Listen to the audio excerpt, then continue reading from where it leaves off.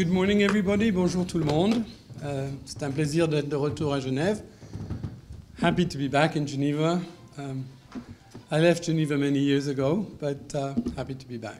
My family actually still lives here. Well, today I'd like to talk about Dynacor gold mines. I'm going to run through what we are. We're a gold producer. And then I want to talk to you a little bit about artisanal mining and how it fits in with our concept of responsible gold. In the program, there is an article that I wrote on responsible gold and how to source it from artisanal miners. So, let me see. Here we go. So, of course, we're a public company. I'm going to say a few things which are forward-looking statements. We're a profitable gold ore processing company. Note ore processing. That's very important. We'll get back to that point. We own an operating 300 TPD, that's tons per day, ore processing plant in Peru. Very important for us is the notion of a tight share structure. We only have 38 million shares outstanding after 10 years of operation. So that is, we consider that to be an outstanding point about our company because it gives value to our shareholders. We've been operating in Peru since 1996. We produced gold for the first time in 1998. So this is not really an exploration story. We do a bit of exploration, but we're really focused on producing gold. How do we do it? Well, if we look at this pie chart, start up at the top right-hand side, we purchase ore at a discount to spot from more than 400 ASMs. ASMs is artisanal small miners.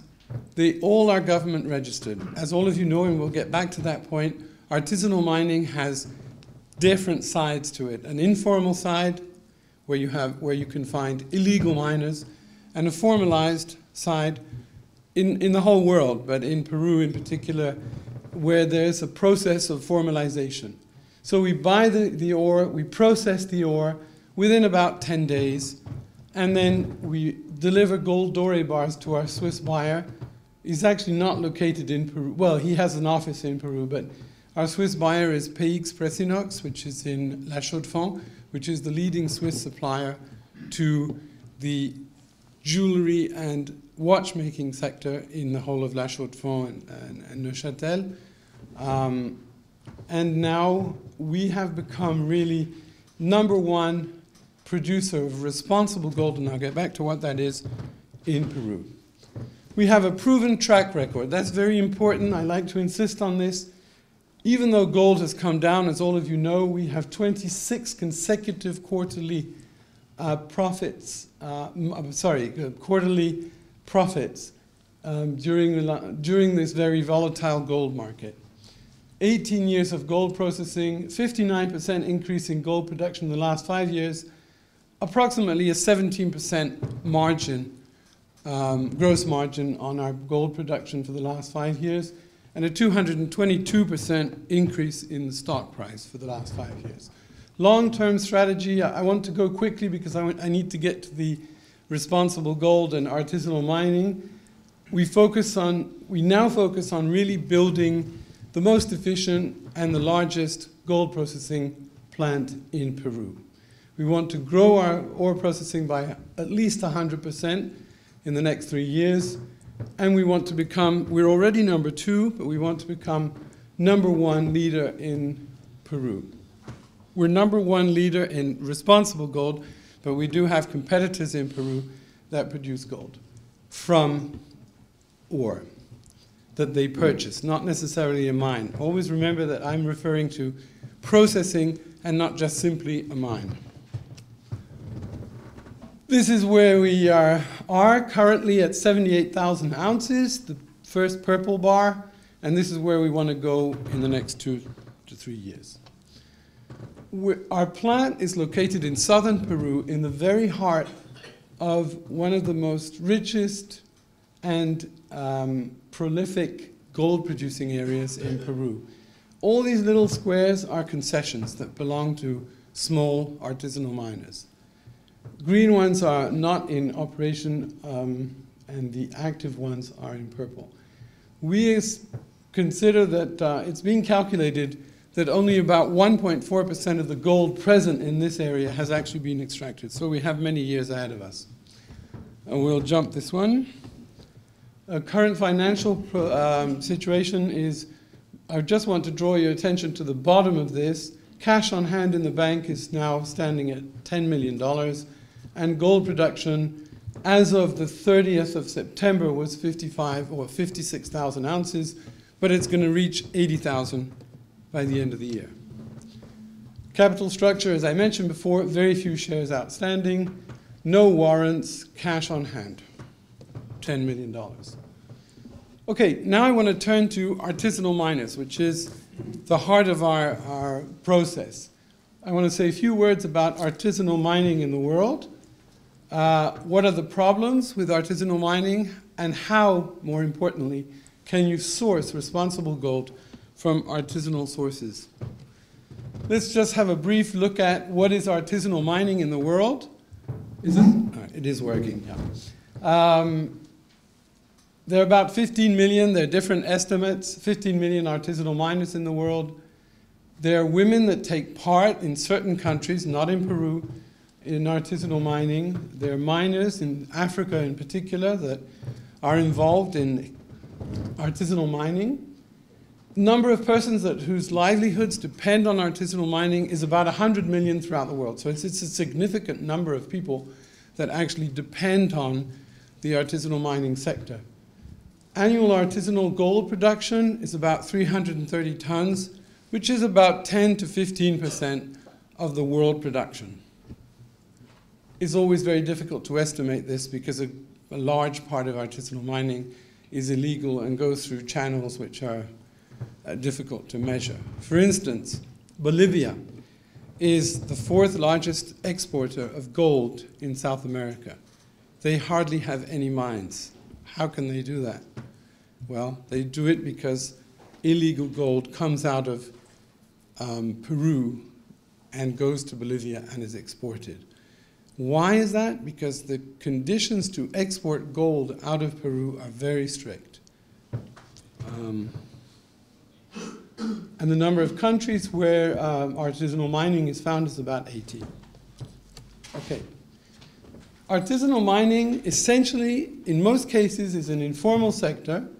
We only work with formalized artisanal miners, but there are economic and social consequences, severe environmental impacts, severe social consequences, and for governments, this sector being informal is illegal, so there's no government control and there's no income tax revenue. How do you guarantee artisanally sourced gold production? Well, there are different ways of doing it. One is fair mine, another is fair trade, which is Max Havelaar, which is familiar to you in Switzerland. But the basic problem, if we go down to the bottom, is the annual production. You can only source, if you're, say, Rolex, and you want to buy fair mined or fair trade gold, it's extremely difficult. Look at the amounts that are available. For a big company, even in the luxury sector, these sort of quantities are negligible, totally negligible. So for them, they have a problem. So they want to have responsible gold, but it's not available in the market. We, with our partners in La Chaux-de-Fonds, we now supply all of our gold to our partners in La Chaux-de-Fonds, and we've developed, it's not certified, but it's a label. It's a label that guarantees traceability 100%, artisanal gold miners in Peru from artisanal, and we can offer, right now, today, up to about 3 tons of gold that follows a responsible, ethical chain of custody. So our partner in Switzerland is PX Group. It's a Swiss-owned family business. It's independent, and it's basically focused on providing the luxury sector here in Switzerland, and actually also throughout Europe, with semi-finished gold clasps, chains, watch blocks, and other products for jewelry. Okay, so now we have have to hope this is going to work. Now I want to show you a little video, 3 minutes. It'll explain the whole concept, the whole chain of custody from Peru to here in Switzerland. No. Just a second.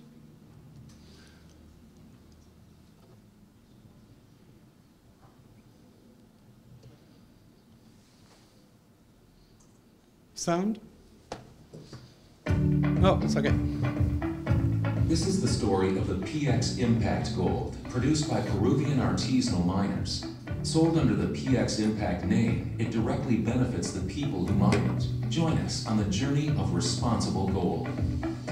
The story begins with Dynacor in Peru, and more specifically with about 200 artisanal miners, all government registered. Extracted, the precious ore is separated from the surrounding rock and tracked to Dynacor's modern state-of-the-art processing plant to be sold. From purchasing to processing, each stage is recorded and diligently controlled. The first step is to take a sample of each batch, which is divided. One sample is analyzed in order to determine the value of the ore. Another sample is given to the miner, who can have it tested by an independent laboratory, as transparency is an essential factor in building trust with our artisanal miners. The ultra-modern factory applies the highest standards of environmental protection and social responsibility. The precious ore goes through a series of crushing circuits. It then passes through a series of cyanide tanks, to be later, thanks to activated carbon, separated from the cyanide, which is recycled. Then it is melted into doré bars. Together with its traceability documents, the doré leaves Lima Airport. Next stop, Switzerland, where its journey continues at PX Group, and more specifically at PX Pressinox. From the minute it arrives, the doré is at the center of attention. The bars are weighed, then homogenized by smelting, ready for assay. On a dedicated line for PX Impact Gold, different chemical and electrochemical processes are used to dissolve, separate, extract, and purify the precious metal. The gold moves along the whole transformation process with its work order document, which keeps a record of every step in its Swiss journey. Depending on the specifications required by PX Pressinox's clients, it may be cast into an alloy or left as it is. For watch case blanks, the gold will be cast, rolled, then stamped into shape. Whereas for investment products, it will be cast into ingots with the label 999.9 for fine gold. The gold is now ready to be sold, the next stage in its journey. This is where the PX Impact program comes in. For each kilo of gold sold, a premium is charged and invested into a fund. The fund provides support in many different ways, all meeting the various needs of the mining communities. The aim being a sustainable system. The more gold is sold, the more funds are available for the miners. The better the miners' working conditions, the higher their output and their prosperity, the more gold can be made available on the market. It is a virtuous circle. Buying PX Impact Gold means the guarantee of 100% mercury-free artisanal production. Traceability across the entire supply chain, a tangible and measurable impact on the livelihoods of artisanal miners in Peru.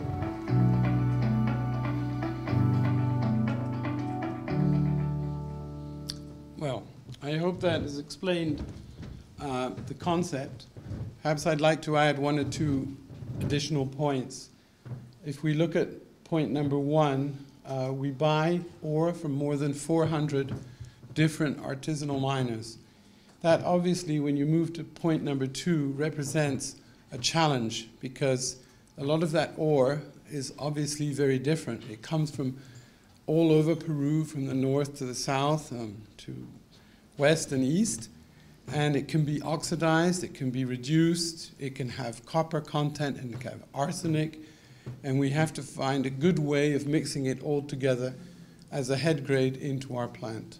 That is a distinct challenge, and that is why we've taken, well, it's not why, but over the last 16 years, we've developed the technology and the know-how, the internal know-how on how to do that, how to face that challenge.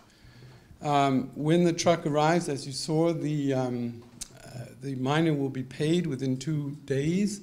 How do we do that? We have a laboratory, we analyze it, we know what the head grade is. what the grade is of his lot, which can be anywhere between 3 and 10 tons. And then there's a formula where it takes into account a whole series of different items. The gold then goes to Pressinox, and we charge a very small premium. It's only about 0.5 to 1%. And that money then comes back into a not-for-profit organization that belongs to Pressinox and to Dynacor, and that is where we target the sort of development projects that target the artisanal miners. So what sort of projects do we fund? Well, technical assistance projects, community-type development projects, and we're going to do a microcredit facility a little later on down the road. One thing I didn't point out is this is brand new. This is starting now. The process of responsible gold. I was here in Switzerland, up in La Chaux-de-Fonds, and we met with various clients from all over Europe who want to buy this responsible gold. So it's now. It's not something which is mature. It's something that we just very recently developed, this sort of integrated chain of custody concept. Just a few words on, in 2016, we started the first project, which was funded directly by Dynacor and PX, because we had no responsible gold sales at that time, so no premiums. But it was a sort of pilot-type project. And we opened up and financed a school library for about 600 school children in the high Andes, in the village of Pachaconas. At the moment, now that we're really starting, we have 2 new projects. One has to do with sort of letting artisanal miners know, workshops where we're going to try and impart to them the dangers that they're facing when they use mercury to extract gold, and why it's much better for them and their communities to just concentrate on extracting the ore and selling it to a processing plant, like us, but not necessarily us. We do have competition. And the other one that we're working on right now is a medical imaging clinic in a mining community that is 5 hours away from a hospital. And so somebody who needs to have some medical imaging has to first ride a bus for 5 hours, which is pretty rough. So there you are. That's our story. I'm 2 minutes ahead of time. So thank you very much, Shah.